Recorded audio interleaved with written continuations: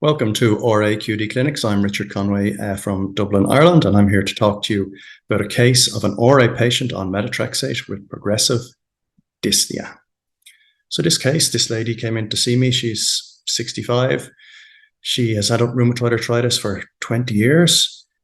She's done well. She's in remission. She's on methotrexate monotherapy, 20 milligrams weekly. She is seropositive for rheumatoid factor is 110, CCP greater than 340. She's an ex-smoker. And she comes in to see me. She says, actually, I'm doing fine. My joints are good. But there's something, I don't even think it's your thing, but I've been feeling more short of breath. And I say to her, I was like, is this a new problem? Has this been something that's been affecting you a long time? And she says, well, actually, I think this has been going on maybe a couple of years, but I thought I was just getting old.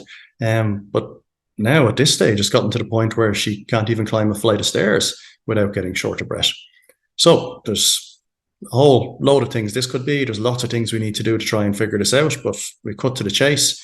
We ultimately end up doing a CT scan of her chest. We see interstitial changes in her lungs. She's got fibrosis, predominantly in a basal and subpleural pattern. She's got traction bronchiectasis, and her lungs are pretty shot altogether.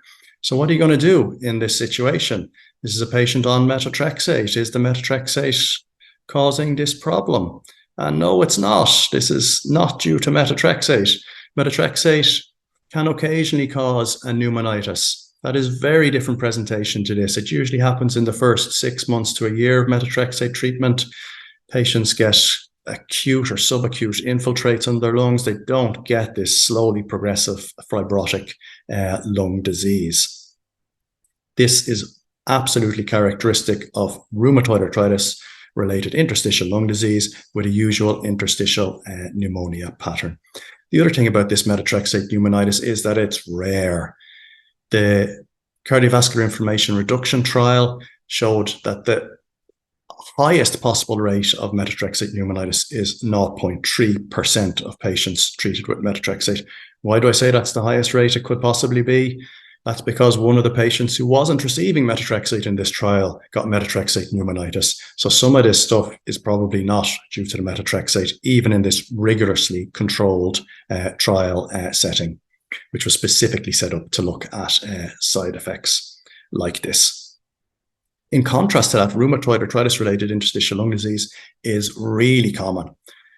Affects at least 8% of patients getting symptomatic rheumatoid arthritis-related interstitial lung disease. So this is something we are seeing all the time, or should be seeing all the time.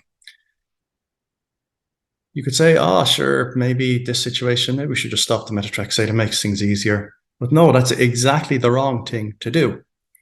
We have very good evidence from a number of studies now that disease activity of the joints in rheumatoid arthritis is associated with the development and the progression of interstitial lung disease. If you stop the methotrexate, you're potentially losing the effect on the joints. The joints could go out of control and drive this disease process further.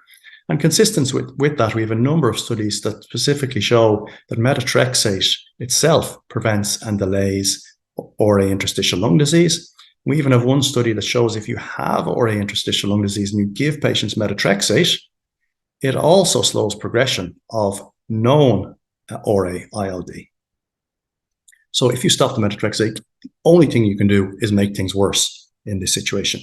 And I would go further than that. What I did in this scenario, I increased the methotrexate, put it up to 25 milligrams, change it to subcut administration to try and get maximum bang for the methotrexate in this case. What else should you do?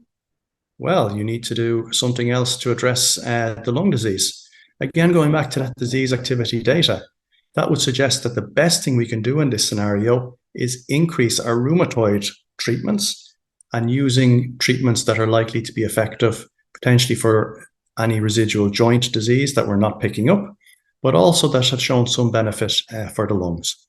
And what are these agents? So the best evidence is for the non-TNF inhibitor biologics, so particularly rituximab, but also abatacept and tocilizumab. And that's what I did here. I added in rituximab to her treatment. And she's done well with this. Her lung disease stabilized. She even regained a bit of function through some respiratory physio work, and she's feeling better. She hasn't gotten any worse. She still has a reasonable quality of life. She's still on her methotrexate 25 milligram subcut and on her rituximab. So bottom line here, methotrexate can very, very rarely cause this pneumonitis, but actually in most RA patients with lung disease, methotrexate is about 30 times more likely to be beneficial than harmful and should not be stopped unnecessarily, as it could potentially worsen an already bad situation. I've been Richard Conway, and please tune into Room Now for all the other RA QD clinics.